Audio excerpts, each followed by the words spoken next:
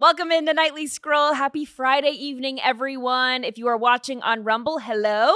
Rumble.com/Hayley is where you can watch Nightly Scroll in full. You're not going to miss a moment. But if you're watching right now on X or on Facebook, I urge you to come on over to Rumble because we don't want you to miss anything. And we've got a fun show on deck for you. First up, a man named J.D. Vance has threatened to kill Vice President J.D. Vance, and the headlines were just cracking me up today. I know this was sending everyone in newsrooms across America into a spiral, so we're going to get into that. Also, Mayor-elect Zohran Mamdani is heading to the Oval Office for a meeting with President Trump today. We'll get into all that and what it means. Also, the Democrat Congresswoman nabbed for stealing $5 million in FEMA funding says she's being unfairly targeted because she's black. Yeah, your credit card is going to decline, and so is that race card, girl. Also, a Nashville-based congressional hopeful is bashing her city and facing fierce backlash because of it. Let's get into it, Andy. We're going to talk about it. We're going to, if there's time, we're going to do scrolling time, blind reactions, questions, lots to get to. First up, we're going to tell you about Helix Sleep. As the weather cools down and we all start spending more time outdoors, especially in our bedrooms, there is one upgrade I'm so glad that I made, and it is my Helix mattress. I used to wake up with back pain, night sweats, but since switching to Helix, I sleep deeper, cooler, and way more comfortably, making my busy schedule a lot more manageable. Also, with the holidays coming up, hosting means everyone's sleep matters. I know my mom's coming into town. She's going to be sleeping on my Helix mattress. I can't wait. It is the perfect time to invest in better sleep for you and your guests. Helix makes it easy with their sleep quiz that matches you to the perfect mattress based on your sleep style. Whether you're a side sleeper, you run hot at night, or need extra support, Helix is a mattress that is built for you. Mine was delivered right to my door. Super easy, free shipping. I had 120 nights to try it, risk-free. I loved it. It is seriously the best mattress I've ever owned, and Helix has an exclusive offer for my listeners. Go to helixsleep.com/Hayley for 27% off site-wide. That is helixsleep.com/Hayley, Hayley, for 27% off site-wide. Make sure you enter our show name into the post-show purchase survey so that they know that we sent you. helixsleep.com/Hayley. And without further ado, put those phones on Do Not Disturb. Nightly Scroll starts now. I'm checking the headlines this morning, and I see J.D. Vance threatens to kill J.D. Vance. And I'm thinking, did I read that correctly? What's going on here? I'm like, wake up, drink your coffee. What's going on? Well, it turns out a man named James Donald Vance, who goes by J.D. Vance, threatened to kill President Trump, J.D. Vance, the Vice President, J.D. Vance, and Donald Trump Jr. But I was cracking up. I mean, this is not funny, right? I want to preface this by saying this is not a laughing matter, but we are going to have some fun with it. I was going through the news headlines this morning. If you could pull up maybe on just James Donald Vance Jr., he's 67 years old. But if you read through these headlines, Michigan man named J.D. Vance gets prison time for social media threats to Trump Vance. Initial sharing defendant gets 2 years in prison for threatening to kill Vice President J.D. Vance. That is confusing. If you don't know what's going on, initial sharing defendant, I'd be like, what does that mean? A man named James Donald Vance sentenced for threatening to kill President Trump, VP Vance. Michigan man J.D. Vance sentenced to prison for threatening to kill Vice President J.D. Vance, Trump, and others. This is interesting. Does Vice President J.D. Vance not do the periods in his name? That's the difference here. I guess the James Donald Vance. You know what? I've never seen any periods in his name at all. I've always just seen it just capital J, capital D. Have you there's noticed? The difference, I guess. I never noticed. I never thought about it, but I was just cracking up, Yeah, J.D. Vance. Okay. All right. There we go. I just think it's so funny. Man named, Michigan maniac named J.D. Vance sent to prison for threatening to kill Vice President Trump and Elon Musk, apparently, as well. I was just cracking up at these headlines. I know that there were meetings all across newsrooms in this country saying, how the hell do I write this so it doesn't seem like J.D. Vance is killing himself or J.D. Vance is going to prison or it's just, I can only imagine. You ever stop and wonder what the odds are of that? Like there has to be a numerical value placed to that, but what are the odds? Well, I think that maybe this guy is pissed because he goes by J.D. Vance and Vice President J.D. Vance, that's not even his real name, right? So maybe this is like there can only be one kind of a thing. Maybe he wanted to target him specifically because he was pissed. He can only be the one and only JD Vance. I don't know. But people were joking in the comment sections. I saw videos of this on social media, and someone said SNL is going to have a field day with this story because it is funny. But also this guy is 67 years old, and 6'7" is like a huge meme right now with the kids, or it's like a trend. I don't know. I don't really understand it, but there's so many things. And I was thinking, how is SNL going to do this weekend? How funny would it be? Like, you have this guy, JD Vance, who wants to kill JD Vance. But if SNL is going to do this, like, the prosecutor needs to be named Elon Musk. The judge is Donald J. Trump, but it's actually like Donald, I don't know, Jimmy Trump. I don't Just know. DJT. Yeah. They're gonna have fun with it for sure. But speaking of Trump, Mayor-elect Zoran Mamdani flew down to the Oval Office to meet with Trump today. And according to Trump's Truth Social post announcing the meeting, Mamdani is the one that requested it. So, which makes sense because I can't see President Trump requesting to meet with this fellow. That doesn't seem like something that's on his radar. But interestingly enough, President Trump wrote on Truth Social, communist mayor of New York City, Zoran Mamdani has asked for a meeting. We have agreed that this meeting will take place at the Oval Office Friday, November 21st. And in response to that Truth Social post, Mayor-elect Mamdani said that he's not concerned about the meeting. He's taking this meeting as an opportunity to make my case to the president, whatever his case is, for free shit, I guess. And then he added that it behooves me to leave no stone unturned in making the city more affordable. You know, Trump and New York City go together like PB&J. He cares very deeply for the city. He helped build the city, literally. And I think he'd be very sad to see it go to shit. So I think President Trump has a personal vested interest in the success of New York City. And this meeting is more ceremonial than anything else, I guess. I think they're both kind of full of shit. I don't think Mamdani wants to work with Trump. I don't think Trump wants to work with Mamdani at all. Mamdani has said that Trump is a despot, a king, a dictator. They don't want to work together. They're not going to work together. They're going to be at odds with each other. Trump and Mamdani both want to make living in America more affordable. That's something that they both want, but they have wildly different approaches. This is politics in America. Everyone goes to the polls thinking, I'm doing what's best for this country. Everyone runs for office saying, I'm the guy that's going to make this country great. And everyone's got a different idea of doing it. And everyone disagrees with the other side. We've all got different ideas of how to get there. You know, Mamdani wants more sanctuary city policies. He wants to defund the police. He wants to tax the rich. That's the opposite of what Trump stands for. And if shit hits the fan in New York City, Trump is going to send in the National Guard, and then Mamdani will call him a king, and it's like wash, rinse, repeat. It's just going to keep doing this thing where, like, even if they sit down and they have this meeting and it goes well, you know, it's only a matter of time. This is like a photo op kind of a thing. I can't see these two getting along. I can't see these two working super closely together.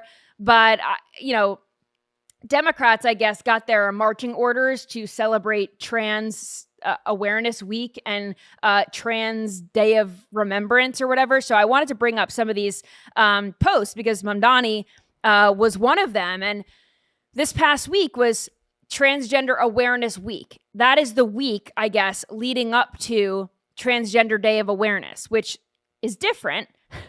And it celebrates, very necessary, obviously, awareness all week, and then Transgender Day of Remembrance, which celebrates celebrates the lives of people who lost their lives for being trans. You know, there's a concerning amount of trans people who kill themselves, but that's an inconvenient truth that the left doesn't want to admit. They kill themselves, and then they also kill other people that disagree with them and don't affirm their delusions. But anyway, Mayor-elect Mamdani posted this on X for Transgender Day of Remembrance. My bad. I'm getting them all confused. He said, on this Trans Day of Remembrance, this was yesterday, we remember the bright and courageous trans people whose lives were stolen by hatred. Their absence is felt across our city. One of the biggest cities in the world. I doubt it. Then he went on to say, we will honor them by building a New York where every trans person can live safely, fully, and freely. Great. Yeah, free to infringe on women's spaces.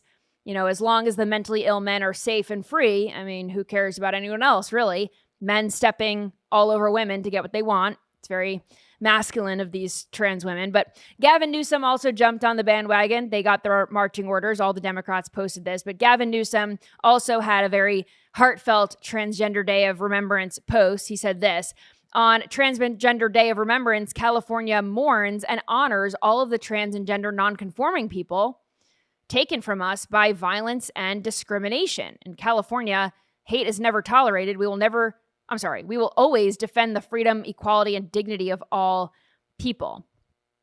This is what doesn't make sense to me. California mourns and honors all the trans, and gender nonconforming people. Why are gender nonconforming people included in trans? Transgender people think that they can change their biological sex. And biological sex is not gender, by the way, but they conflate the two and they think that it's gender. So they think that they can change their gender, which is impossible. And then gender nonconforming people don't believe in gender at all. So there are two diametrically opposed groups being honored on the same day. Like, it just doesn't make any sense. And you could tell Democrats don't even question it. Like, they're being told by, they're owned by big pharma, big media, big trans. So I'm sure big pharma and big trans are one and the same. And they tell all these Democrat lawmakers, honor this group of mentally ill people that we charge $1 bajillion for or whatever, and honor these people. But it actually makes no sense, and no one questions it. They just say, yes, sir. They take their orders and they go tweet something that doesn't make sense. It should just be sexually confused attention seeker day, or no day at all, no week at all. They already have Pride Month. What the hell is this all for? Anyway, yesterday, Gavin Newsom's press office, they are known for posting these inflammatory things on social media. They're, jabbing President Trump. They post the memes, whatever. This is what Gavin Newsom's press office posted on X yesterday. This was this is for President Joe Biden's birthday. Happy birthday, President at Joe Biden. We miss having a president who has physical stamina and a functioning brain. And this almost seems like this has to be a joke or like they lost a bet or something, but they posted a picture along with this message of Joe Biden on the bike. I think the day that Joe Biden fell off the bike.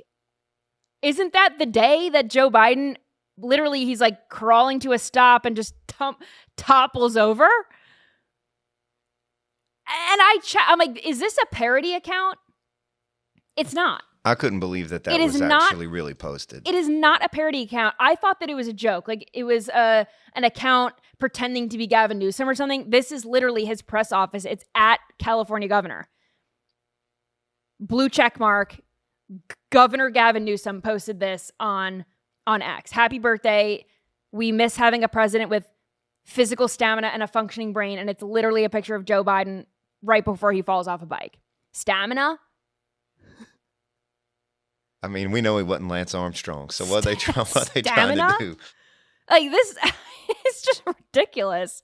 Also, nobody has more stamina than Trump. He runs on no sleep. People, they talk about stories like, oh, he answers my call at 2 a.m. I think he says that he gets about 4 or 5 hours of sleep a night.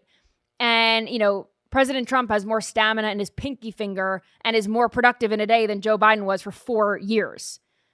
Joe Biden went to Delaware to sleep on the beach as often as he could. And then when he was in Washington, D.C., he called a lid at 2 p.m. Also, they miss having a president with a functioning brain. And Joe Biden was that guy for you?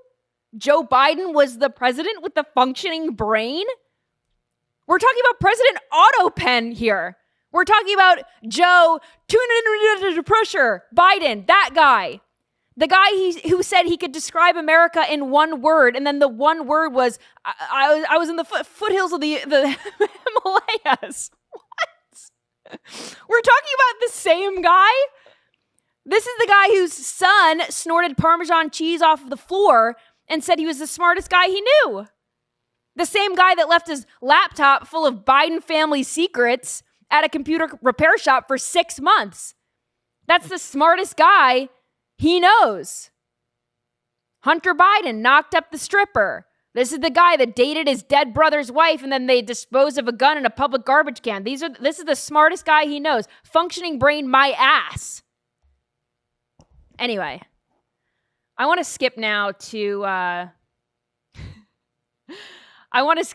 this update. We have an update on this Democratic Congresswoman, Sheila Sherfilis McCormick. I don't know if I'm saying that right. She's the Democrat from Florida, but we covered on the show yesterday that she was indicted by a grand jury for charges that she stole and laundered $5 million in federal relief funds and used the money for her family's medical business and her own congressional campaign. So this was like a whole COVID FEMA scam that she tried to pull off with her brother. And she faces 53 years in prison if she is convicted. So here's what she had to say about all of this. Watch this. It's an unjust indictment, and it seems like these intimidation tactics have been pervasive. We spent all week seeing different members getting censured, all in hopes of intimidating and kind of distracting from the Epstein files. If this is what Congress is becoming, where they're always trying to intimidate you, scare tactics, especially attacking minorities, black and brown people, then we're going to have to keep fighting for the district. A distraction from the Epstein files. President Trump signed to release them all. So what distraction are you talking about? The Democrats are getting what they want. The Democrats wanted the Epstein files released. Trump just signed it. Then she claims that she's being targeted because she's black. Oh, there are black women being targeted. The other black woman that's being targeted is the delegate from the Virgin Islands, Stacey Plaskett, who is texting Jeffrey Epstein. Yeah, she was being censured not because she was black, but because a known pedophile was feeding her questions in a congressional hearing. And it's not because you're black, Sheila, whatever her name is. What is her name? Sherfilis McCormick. What is her first name? What? I don't even remember. Anyway, it's not because you're black that you're being targeted. It's because you allegedly stole $5 million from the government. Ridiculous.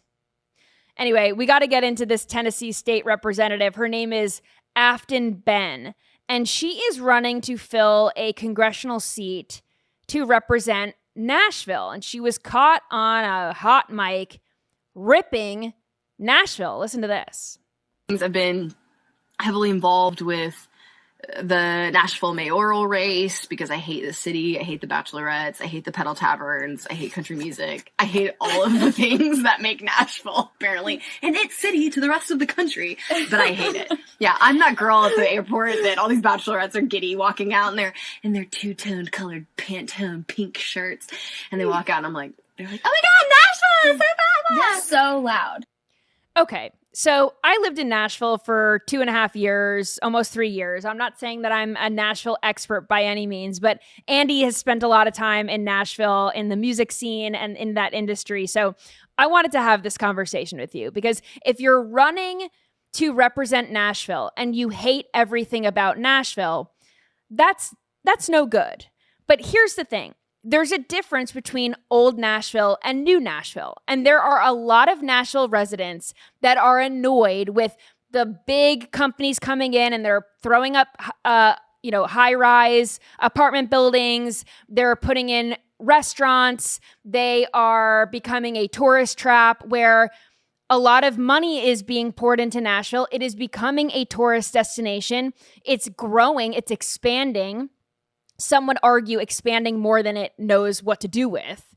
And a lot of people who have lived in Nashville for a long time hate all of that stuff. And I think that she is representing them. However, it's a good thing to grow, right? I mean, old Nashville can't stay old Nashville forever. And if you have an opportunity to make your city great and to grow and to move up from like a small town to a mid-sized city to an even bigger city and to become this tourist attraction, more money is going to be coming in. Not to mention the Tennessee Titans are building a massive new stadium. And because of that, it's going to have the largest rooftop bar in the country on it. That's another destination or an attraction, if you will. And because they're building this new stadium, they want to be eligible for a Super Bowl. And to be eligible for a Super Bowl, you need a certain amount of hotels. All the growth is making more growth, right?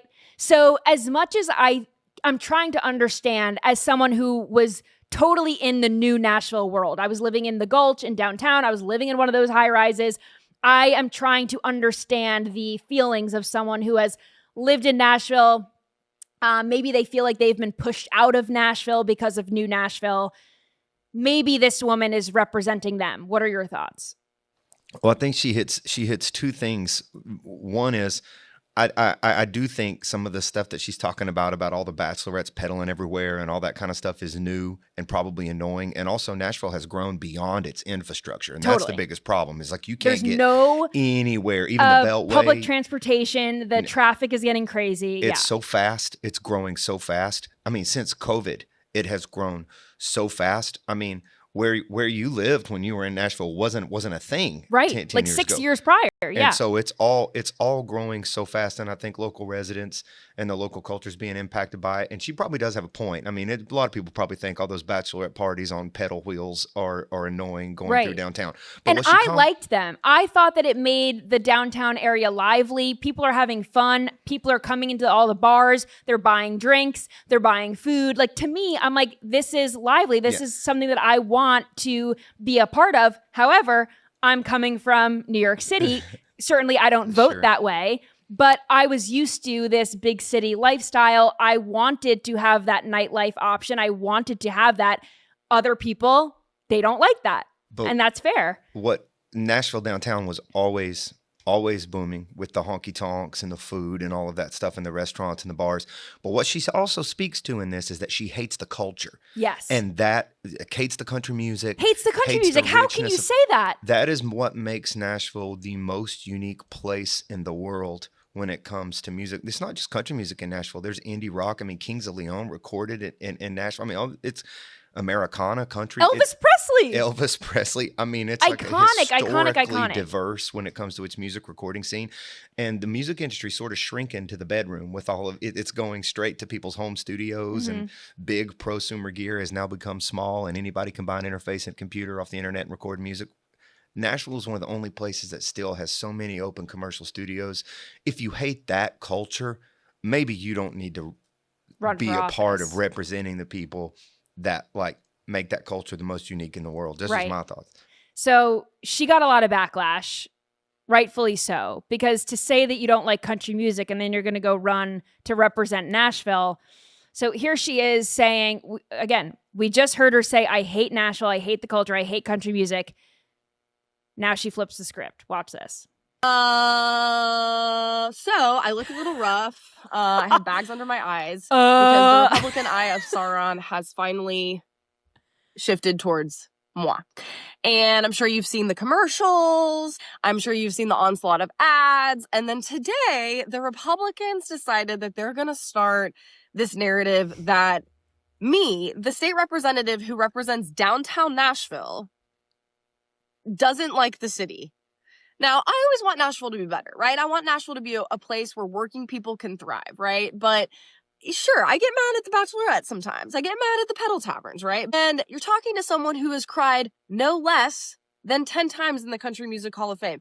We are so close to winning this race, which is why these rumors are getting more wild. So I can't wait to see what they come up with next. But y'all, please keep doing the work. We had a huge group show up today to canvass in the middle of the afternoon. It was raining. It was wet. And this girl came up to me. She said, your campaign is inspiring so many of us across the state and across the country. Keep it up. And so you know what? I'm going to keep it up. I'm going to keep doing what I'm doing, which is fighting to make healthcare and life more affordable for Tennesseans. And so I'm not going to take the bait. So let's go. The bait is just her getting caught on hot mic. And she's blaming Republicans for it. It's like, well, it's not the Republicans' fault that your own statements are being held against you now, and you're going to have to own up to that. And clearly she didn't own up to it. But anyway, taking a quick break to tell you about some more sponsors for tonight's show. Birch Gold. It is the one time of the year that Birch Gold Group gives away free gold with every qualifying purchase. That's right. For Black Friday, when you convert an existing IRA or 401k into a tax-sheltered IRA in gold, Birch Gold will send free gold to your home for every $20,000 purchase. Gold started this year around $2,600 an ounce. By October, it was over $4,000 an ounce. Why is that? Because global uncertainty.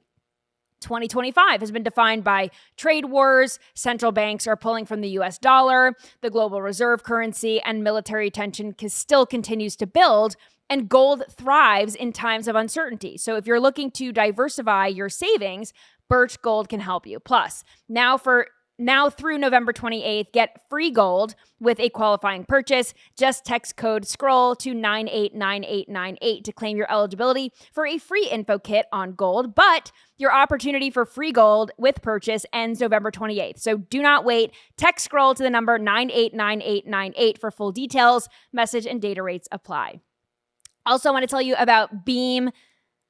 Beam's cyber sale is now open for early access for the homies, and it is their best offer of the year. Right now, the homies can get up to 50% off with my code SCROLL. You can grab Dream by Beam for just $32.50, which breaks down to only $1.08 per night for the best sleep of your life. Go to shopbeam.com/scroll and use code SCROLL and don't miss out. This is the lowest price Dream has ever been sold anywhere and will likely sell out quickly. Dream is packed with ingredients your body actually needs to sleep. It's a easy powder. You put it in water, you put it in milk, and they give you a nice little frother. So you could froth it up. You can drink it hot. You could drink it cold. I like to drink it hot. They've got chocolate flavors. It's like drinking hot chocolate right before bed that helps you sleep because it's packed with reishi, magnesium, L-theanine, apigenin, and melatonin, but dosed intelligently, not like the drugstore that knocks you out and leaves you feeling groggy. So now is the time. Beam is giving my listeners the ultimate Patriot discount. Go to shopbeam.com/scroll and use code SCROLL, and you can get 50% off during Beam's cyber sale. You can grab Dream for just $32.50, but here's the catch. Dream is only available at this price until it sells out. So seriously, think about it. How much would you pay for a truly great night of sleep? With Beam's cyber price, it's just $1.08 per night. Go to shopbeam.com/scroll and try Beam today. All right, should we get into some credit card competition? Because as we know, the holidays are coming up. A lot of people are going to be racking up some credit card debt to buy gifts for all of their friends and family. And, these swipe fees are getting out of control. And Visa and MasterCard, just this week, they've reached a settlement that will lower charges that merchants pay to the credit card networks. So these are the swipe fees. You go to a store and they say, if you use your credit card, that'll be that's 3% extra. If you pay in cash or whatever, it's going to be different. Big banks are profiting off of this big time, like to the tune of $111 billion just in the last year. And that drives up costs for me, that drives up costs for you, that drives up costs for everyone, because the companies then offload these costs onto the consumer. So now Congress is weighing the Credit Card Competition Act, which would allow merchants to be able to choose between at least 2 different credit card networks to process. Meaning, if they have more companies to choose from, that's going to be lower prices. Competition is great in that space. And Vice President Vance actually co-sponsored this bill when he was in the Senate. And Congress is weighing this proposed legislation right now. And if it gets across the finish line, this could save businesses and consumers $15 billion a year. And that's crazy because, as we all know, you go into a store, we don't take cash. oh, we don't take this. Everything is tap to pay now. Everything is right on your phone, in your wallet. You just tap, you swipe. And they're charging people, 3%, sometimes 5% on these credit card purchases. So if we can save $15 billion a year, that puts more money in Americans' pockets that they can use on travel. How's that for a transition? Well, that's it. But also you mentioned Nashville, any concert's cashless. Yeah. Any sporting event's cashless. Everything. So you're forced. Yeah, you're forced to do this, and then you're forced to pay those fees. It's crazy. Anyway, as we know, air travel is associated with the chaos, the brawls. I love covering the airport brawls. You all know this, right? And it's the delays, it's the government shutdown, it's the air traffic control, it's all these things, all these issues. But here are some numbers out of the transportation department this week. They said this: it's not your imagination. Traveling has become more uncivilized. Here are the facts. 400% increase in outbursts on planes since 2019, which I think has a lot to do with COVID. Maybe people just going crazy. 1 in 5 flight attendants report experiencing physical incidents. People are putting their hands on flight attendants. It's crazy. Unruly passenger events doubled since 2019. And then they say, it doesn't have to be this way. The golden age of travel starts with all of us. It's time to bring back civility and manners when we travel. And Secretary Sean Duffy put out the of American ingenuity. The good old we days. We built airports to launch a golden age of travel across the skies. We respected the dignity of air travel and the men and women who made the dream possible. Flying was a bastion of civility. But today, people's feet in the air, punching, cursing, hair pulling. Everyone's in their PJs, getting hauled off in handcuffs.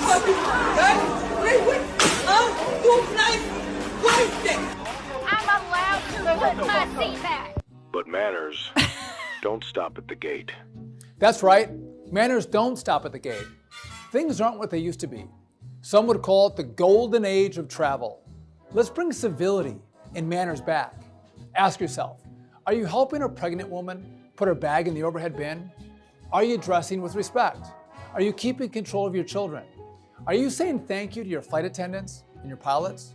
Are you saying please and thank you in general? The golden age of travel begins with you. Isn't this amazing that the government has to tell people to just act right? Seriously, like your parents should have taught you to look someone in the eye and say thank you very much. I always say thank you to the flight attendants and the pilots. I couldn't imagine getting off a plane and not saying thank you. You walk on the plane and the flight attendants say, hey, how are you? Welcome aboard, whatever they say. And it's like, I guess people have their AirPods in and they don't say anything. And if they do say something, it's to fight with the person next to them. And then they start punching them and then they get hauled off in handcuffs. It's like, what is going on? I will say what I can do better is look more presentable, because the thought of wearing jeans on a plane to me is just a foreign concept. And jeans are dressed down, and I will wear like leggings and sweatpants. So one woman in that video was in PJs, like actual pajama pants. Like I'm above that, but I do think that I can dress up. Am I going to wear a suit? No, but maybe I could put on a pair of jeans and a top. I could do that. But like I would wear this on an airplane. My Nightly Scroll t-shirt, do not disturb on the back, for when people try to F with me on the flight. Do not disturb. What do you think? This video made me so sad that kept flashing back to those 50s, Pan Am flights. And it's just everybody's so dressed nicely and looks so good. And the shaking hands and smiling, of course you could smoke on those planes. So maybe that chilled everybody out. Hey, good point. Good point. Maybe that makes all the difference. I don't know. I think it's COVID just, I don't know. I don't really know what it was. I think people just got angry. And again, the airlines were making us wear masks on the flight and pull your mask down to eat your Biscoff cookie and then put it back each bite and all that stuff. I think people just got I don't know, they forgot how to act. It was a crazy time. And just, again, it's crazy that the government has to tell us how to act right. All right, speaking of flying, we're going to talk about some cockroaches today, some AI fake cockroaches that Germany is, I guess, coming up with. This is the headline: Spy cockroaches and AI robots. Germany plots the future of warfare. So here's what it says. Some of the ideas under development feel akin to science fiction, like swarm biotactics cyborg cockroaches that are equipped with specialized miniature backpacks that enable real-time data collection and via cameras, for example. So these cyborg cockroaches are wearing mini backpacks. I think if I saw a cockroach wearing a backpack, I would think twice. It might actually survive. I wouldn't kill it. I would kill all cockroaches, but if I saw one with a backpack, don't step on it. It's going to work. I'd be like, yeah, this guy's blue collar. Don't step on it. He's on a mission. Respect the hustle. I don't know why that's so funny. That or he's a prepper and he knows it's like doomsday's coming, so he's heading somewhere. It says this because their backpack is equipped with all these gadgets or whatever. It says electrical stimuli should allow humans to control the insect's movements remotely. The aim is for them to provide surveillance information in hostile environments, for example, information about enemy positions. So this is, people used to joke about birds being government drones and that, don't trust birds, right? This is like even smaller. Now you can literally be a fly on the wall, except you're going to be a cockroach wearing a backpack on the wall. Could we see if they have photos of this? Let's see if we could pull this up. But I mean, this is kind of cool if you think about it. You could fly the cockroach into war zones. You could fly it into buildings. You could fly it in wherever, right? You could fly it. Someone opens the door. Now you're in the building. You can get intel. I wonder how quiet they are. Like, do you think it's got a backpack on it. So I would imagine that maybe you could hear it kind of like a drone would, but I wonder how inconspicuous they are. And I wonder if they look real. I wonder if you want them to be successful, they have to look like real cockroaches. But again, if I saw one with a backpack on, I think I would think twice. I believe this is just a rendering. Like a rendering, yeah. Can you zoom in on it? I guess you'd have to get really close to it to see the backpack on it. And I wouldn't want to get close to the cockroach. So maybe this is by design, that people aren't going to look too close at it. They're going to get away from it. They'll run away from it. And also, what happens if you step on it? Like, let's say this person, either they recognize that it's a drone or a spy because it has a backpack on it, so they step on it, or they think it's a real bug so that they step on it. What happens? What happens to it? Does it self-destruct? Does it explode? Is it a bomb? What goes on? It makes the you next think. step is they got to rig it with explosives, probably. Yeah. That's the self-defense mechanism. Yeah. If you try to step on it, it'll, or just put a Lego on its back. Yeah. Then no one's stepping on it. Right. Totally. Totally. All right. Let's get into scrolling time. Social media team is undefeated, and this guy is making a joke about that. So watch this. Yo, did you just tweet Democrats suck balls from the official White House account? Cool, right? My name is Jeff, last name redacted, and the White House hired me to post on their official social media page. Look, the Democrats already replied. What'd they say? They said, meet me outside. How about that? It's got to be an idiot running this account. So, fun fact, I work for both accounts. Yeah, they don't know they hired the same guy. Or that I'm black. You would think an official page has to be professional, but ever since the president started posting, I can post whatever I want. Hey, did you post this? Yeah. Good work. I think that it would be very funny if the White House account was also run by the account that is running the Democrats account. I do not think that that's the case because I happen to know some of the people who they run the White House account. they wouldn't work for the Democrats. But it's funny to think, President Trump sets the tone. President Trump posts on social media. He posts the memes. He calls people names. And now, if you are representing him and his administration on social media, you've got to take cues from the Don himself. And he's calling people names. He's posting memes and jokes. And, he's dropping shit on Harry Sisson's head in an AI video. And, this is what the White House social media, they're taking notes. So I think that was funny. All right. This woman is filming a traffic stop and, of course, getting in the way of ICE. Watch this. Bro, y'all cannot be doing this. This is in Charlotte, North Carolina. Go ahead. She's telling the guy to get away. Slow down. Just stay right here. This is the illegal traffic stop. This is the illegal traffic stop. This is the illegal traffic stop. This is the illegal traffic stop. Thanks, girl. No. And illegal. An illegal traffic stop. And she's pointing a finger at the ICE agents saying this is illegal. How does she know that? She doesn't know anything.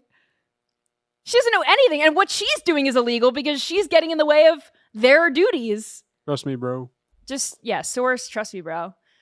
This next woman, she's also trying to confuse ICE by going to Amazon, buying a Mexican flag, and putting it on her car. Watch this.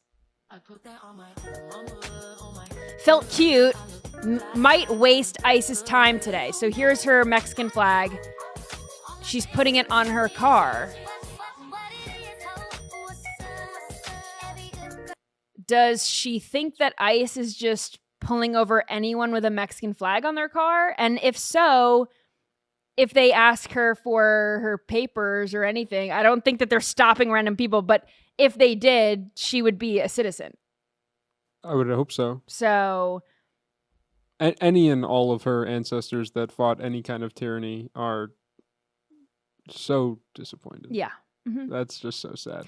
White liberal women, they remain undefeated. They are just, it's one thing after another. They're wasting their own time. Like, but this what was her is plan a when she virtue did get signal. pulled over because of her Mexican flag in her brain? Then she would film it. And she obviously didn't bring her papers. So, I mean, what happens when she just gets sent to, or gives a court date?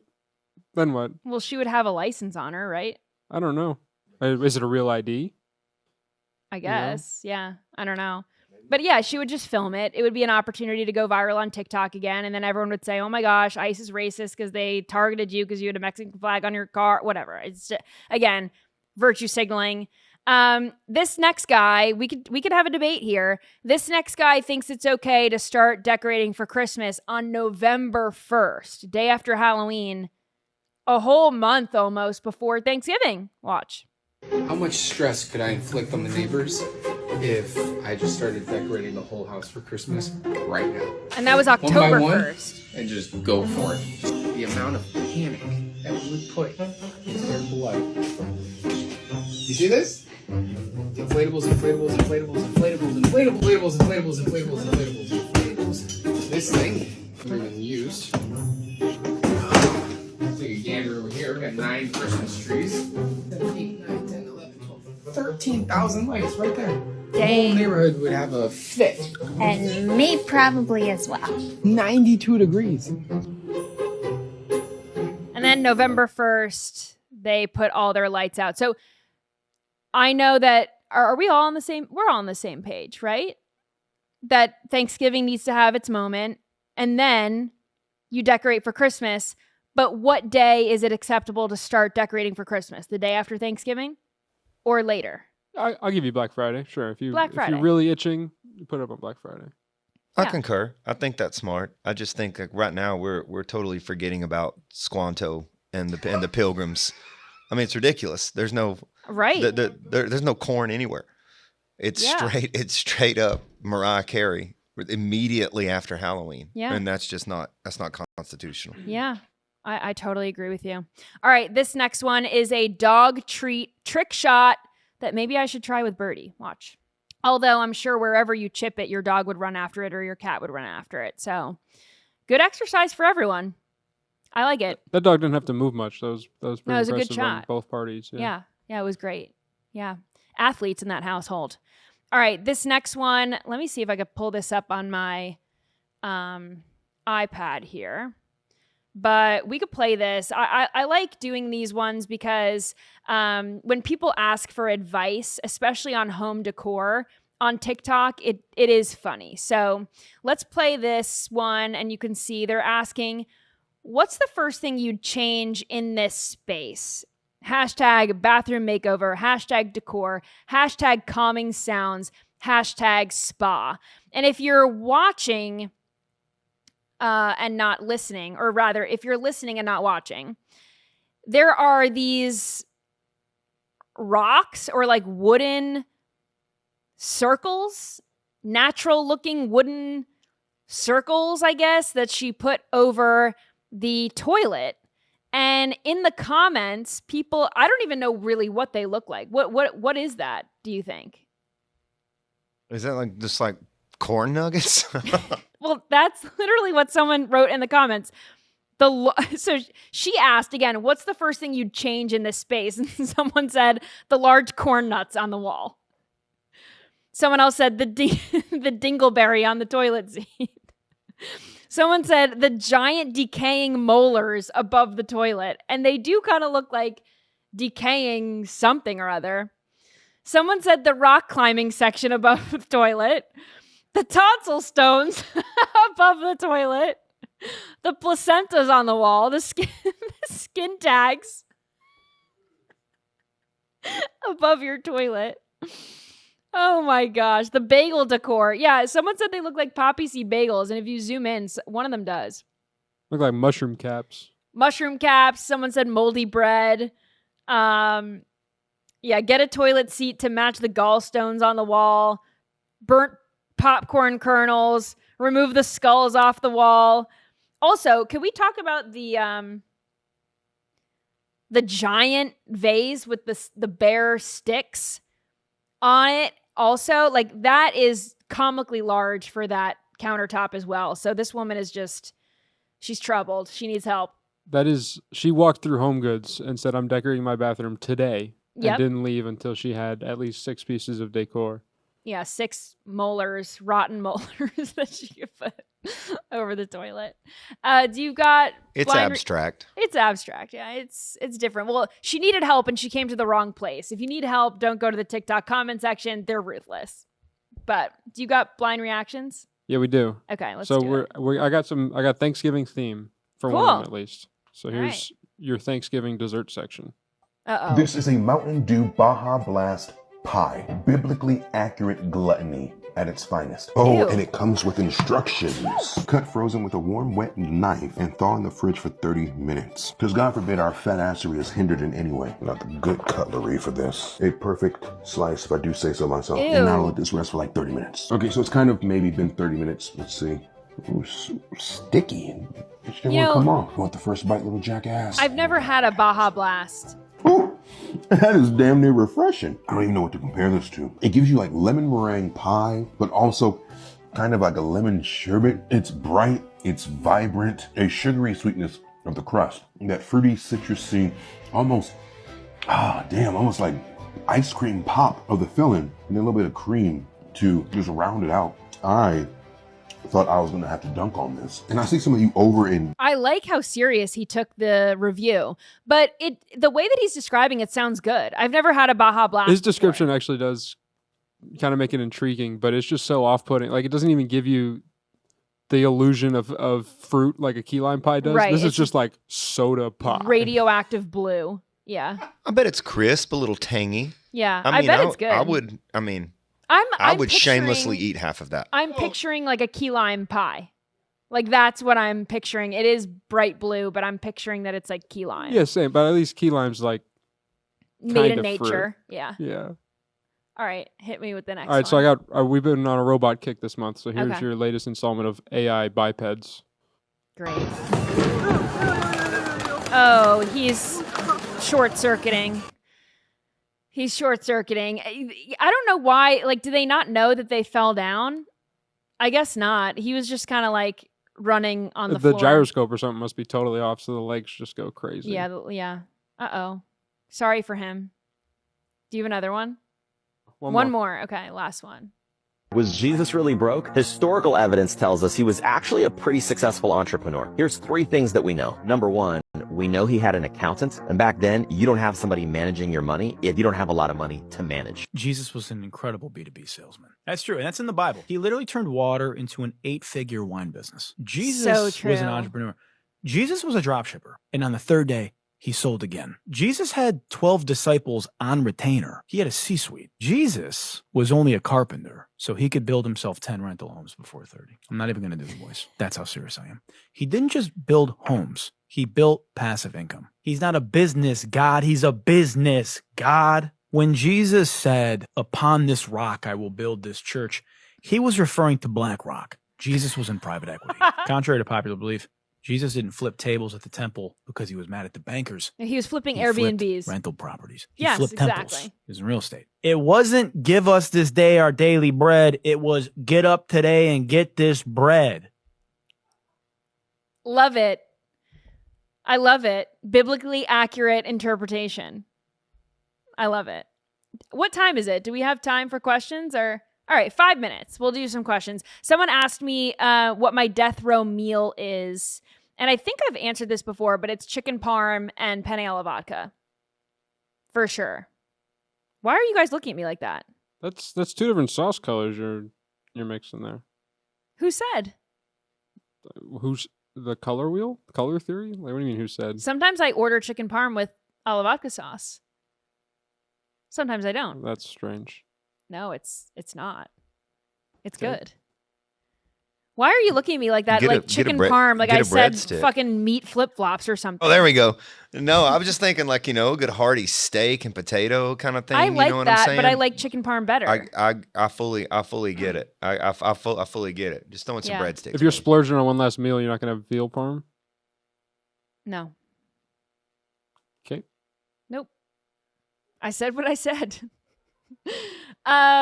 Someone said, do I have any fun vacations planned? Not really. I have, and I don't mean this to sound, this sounds bad. I am going to New York to see my family on Christmas.